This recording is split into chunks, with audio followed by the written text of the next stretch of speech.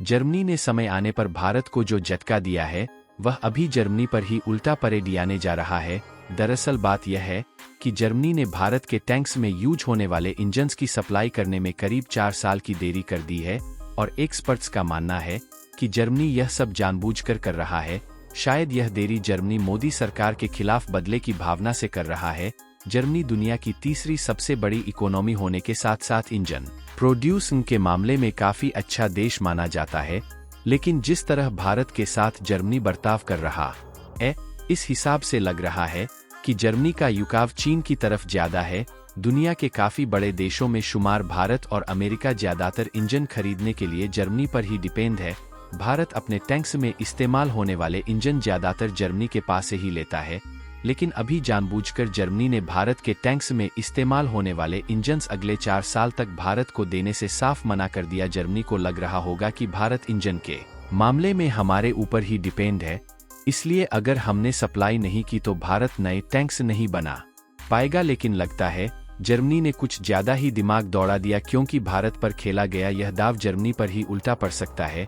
क्या है पूरी खबर हम आपको आज के इस वीडियो में विस्तार से बताएंगे। उससे पहले अगर आपने मिस्ट्री टेलीविजन चैनल को सब्सक्राइब नहीं किया तो जरूर चैनल को सब्सक्राइब कर लीजिए। यह कोई पहली बार नहीं है जब जर्मनी ने इंजनों की आपूर्ति को लेकर धोखा दिया है, क्योंकि आज से लगभग 4 महीने पहले अक्टूबर 2023 में जोरावर लाइट टैंक प्रोटोटाइप जो कि भारत में बनाए जा रहे हैं, लेकिन इन टैंक्स के अंदर भी जर्मनी से ही इंजन मंगवा कर लगाए जा रहे थे, मगर उस समय भी जर्मनी ने मौका देखकर भारत के साथ धोखा कर दिया था। जर्मनी की तरफ से इंजन्स के एक्सपोर्ट को भारत में बंद कर दिया गया, जिससे भारत को इन टैंक्स को बनाने के लिए इंजन्स के लिए काफी ज्यादा मशक्कत करनी पड़ी थी। जर्मनी के ऐसा करने पर भारत अमेरिका के पास चला गया और अक्टूबर 2023 में टैंक इंजनों के लिए अमेरिकी कंपनी कमिंस से इंजन खरीदना चालू कर दिया। उस समय जर्मनी ने भारत को टैंक इंजनों की आपूर्ति रोकने के फैसले के पीछे के कारणों की जानकारी नहीं दी थी, और अगर दी भी होगी तो उसे सार्वजनिक नहीं किया गया। लेकिन भारत ने इंजन को अमेरिकन कंपनी से खरीदकर जर्मनी को उसी भाषा में जवाब दे दिया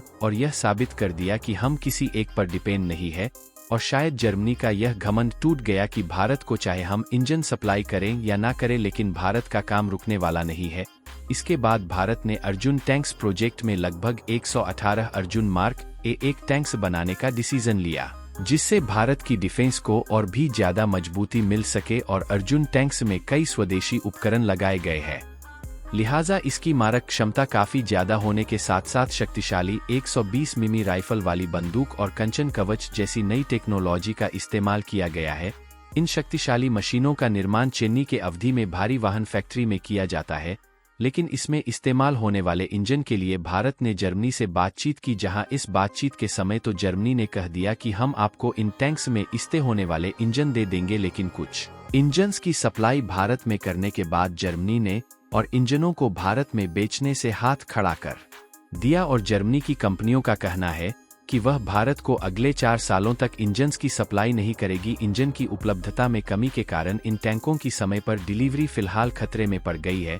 इन टैंकों के बाकी हिस्सों का निर्माण भारत में होता है, जबकि जर्मनी की हथियार कंपनी से इनकी इंजनों की सप्लाई की जाती है और कंपनी ने ऑन ऑर्डर पूरा करने में काफी देरी का संकेत दिया है, जिससे निर्धारित डिलीवरी के लिए चुनौतियां खड़ी हो गई है। जर्मन कंपनी से कम 4 सालों की देरी के संकेत मिले हैं। हालांकि भारत के पास पहले अर्जुन टैंक के पहले ही कई इंजनों की डिलीवरी हो चुकी है और रिपोर्ट के मुताबिक कम से कम 118 नए टैंकों के निर्माण पर असर नहीं पड़ेगा और भारत 4 सालों तक जर्मनी के इंजन का इंतजार नहीं कर सकता, क्योंकि इस समय अर्जुन टैंक्स की काफी ज्यादा जरूरत है। अर्जुन टैंक्स की बात करें तो यह टैंक्स खासकर रेतीली एरिया में इस्तेमाल करने के लिए बनाए जा रहे हैं और इन्हें समय अनुसार बनाया जाना बहुत ही ज्यादा इम्पोर्टेंट है, क्योंकि भारत और चीन के बॉर्डर की तरफ चीन ने काफी एडवांस टैंकों को तैनात करना शुरू कर दिया है। लेकिन भारत की डिफेंस इस समय चीन की अपेक्षा काफी ज्यादा कमजोर है, जिससे भारत को और भी ज्यादा टैंक्स बनाने की जरूरत है। लेकिन जर्मनी भले ही भारत को इंजन्स की सप्लाई करे या ना करे, इसकी वजह से शुरुआत में भारत को कुछ दिक्कतों का सामना करना पड़ सकता है। हालांकि जर्मनी में इंजन निर्माण में हो रही देरी भारत में स्वदेशी इंजन के निर्माण का दरवाजा खोल सकता है, लेकिन इसके लिए काफी ज्यादा मेहनत और टेक्नोलॉजी हासिल करने की जरूरत होगी। भारत ने अपने अर्जुन टैंक के बेड़े को विस्तार देने के लिए काफी संघर्ष किया है और किसी हथियार के लिए भारत का यह सबसे ज्यादा समय तक चलने वाला संघर्ष है, क्योंकि इसे इतनी शक्तिशाली बनाया जा रहा है कि यह दुश्मन खेमे में तबाही मचा सकता है।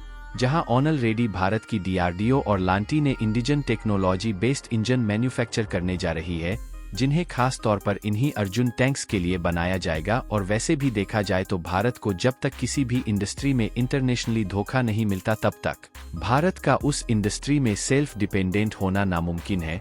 लेकिन अब भारत को खुद से टैंकों में इस्तेमाल होने वाले इंजनों को बनाने का मौका मिल गया है। यहाँ तक कि भारत के DRDO ने दोबारा से अमेरिका की कमंस कंपनी से इंजन लेने की बात कर रहा है। और कमाल की बात यह है कि अमेरिका की इस कंपनी से पहले भी भारत ने जोरावर लाइट टैंक्स के लिए इंजन खरीदे हैं, जहां पर कमंस के इंजन भी जर्मन इंजन से किसी भी सेक्टर में कम नहीं है। यानी कि जब तक भारत की कंपनियां इन टैंकों के लिए ताकतवर और एडवांस टेक्नोलॉजी के इंजन की रिसर्च में जुटी हुई है, तब तक हम अमेरिका के कमेस इंजन का इस्तेमाल अर्जुन मार्क 1 टैंक में करेंगे, जिससे समय अनुसार टैंक्स के प्रोडक्शन में किसी भी प्रकार की दिक्कत का सामना न करना पड़े। हालांकि देखा जाए तो भारत ने पिछले 2 सालों से टैंक्स को मैन्युफैक्चर करने पर फोकस करना शुरू किया है, जबकि उसके पहले के ज्यादातर टैंक्स भारत ने रूस जैसे देशों से खरीदे गए हैं। और देखा जाए तो इस समय भारत में लगभग 2472 टैंक्स भारत में इस समय ओन प्रेसन है, जिन्हें रूस के द्वारा बनाकर भारत में डिलीवर्ड किया गया है। लेकिन हाल ही में पिछले कुछ दिन में रूस और यूक्रेन के बीच जिस तरह से रशियन टैंक्स फायरिंग के दौरान फेल हुए हैं, उससे भारत का विश्वास रशियन टैंक से हट चुका है। और इसीलिए भारत AI बेस्ड खुद भारत में टैंक्स बनाने की तैयारी शुरू कर रहा है। और भारतीय सेना से जुड़ी इस खबर से दुश्मन देशों की नींद खराब हो सकती है, क्योंकि बताया जा रहा है कि इंडियन आर्मी ने पुराने रूसी टैंकों T-72 को बाहर करने का फैसला हो चुका है, जहां इनकी जगह पर फ्यूचर रेडी कॉम्बैट व्हीकल यानी कि FCR भी लेने वाले हैं, जो कि फ्यूचर को देखते हुए एडवांस टैंक्स है। और कमाल की बात यह है कि इन्हें खुद भारत में बनाया जाएगा और इसमें जो इंजन समेत कंपोनेंट्स इस्तेमाल किए जाएंगे वह सभी मेड इन इंडिया होंगे, क्योंकि भारत नहीं चाहता कि जर्मनी ने जिस तरह से इंजन्स की सप्लाई करने से मना कर दिया, इसी तरह आगे चलकर कोई देश भारत को धोखा दे। और देखा जाए तो जर्मनी ने केवल भारत के टैंकों में इस्तेमाल होने वाले इंजनों की सप्लाई को बंद किया है, जबकि व्हीकल्स में इस्तेमाल होने वाले कुछ इंजन अभी भी जर्मनी से ही सोर्स किए जा रहे हैं। वैसे जर्मनी के द्वारा इंजन्स की सप्लाई बंद करने में चीन का भी हाथ हो सकता है, लेकिन जर्मनी ने टैंक्स में इस्तेमाल होने वाले इंजनों की सप्लाई 4 सालों तक बंद करने का कोई ठोस रीजन नहीं बताया है। और दोबारा से जर्मनी ने वही हरकत की है जो कि 4 महीने पहले जोरावर लाइट टैंक मैन्युफैक्चरिंग के समय किया था। यानी कि इससे यह जाहिर हो गया है कि यदि हम जर्मनी पर इंजन्स इंपोर्ट के लिए पूरी तरह से डिपेंडेंट रहे तो यह कभी भी भारत को धोखा दे सकता है। और यदि भारत के द्वारा AI बेस्ड नए लाइट टैंक को देखा जाए तो इसके लिए भारत 7,700 करोड़ रुपए इन्वेस्ट करने जा रहा है, जिसमें शुरुआत में लगभग 177 फ्यूचर रेडी कमबैक व्हीकल यानी कि AI बेस्ड टैंक्स बनाए जाएंगे। और साल 2030 आने तक रशिया के T-72 टैंक्स जो भारत में है उसे पूरी तरह से रिप्लेस कर दिया जाएगा। और जो भारत के द्वारा AI बेस्ड यह टैंक बनाए जाएंगे, इन्हें एंटी ड्रोन सिक्योरिटी से लैस रखा जाएगा, जिससे किसी भी ड्रोन को इजिली डिटेक्ट करके अपने आप डिस्ट्रॉय कर सकते हैं।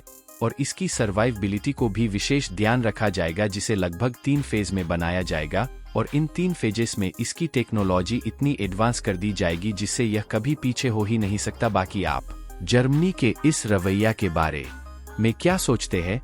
क्या जर्मनी इस तरह लेट करके सही कर रहा है या गलत कर रहा है? क्या भारत इस कमजोरी को मजबूती में बदल देगा? अपनी राय कमेंट बॉक्स में जरूर बताएं। वीडियो के अंत तक बना रहने के लिए आपका बहुत बहुत धन्यवाद।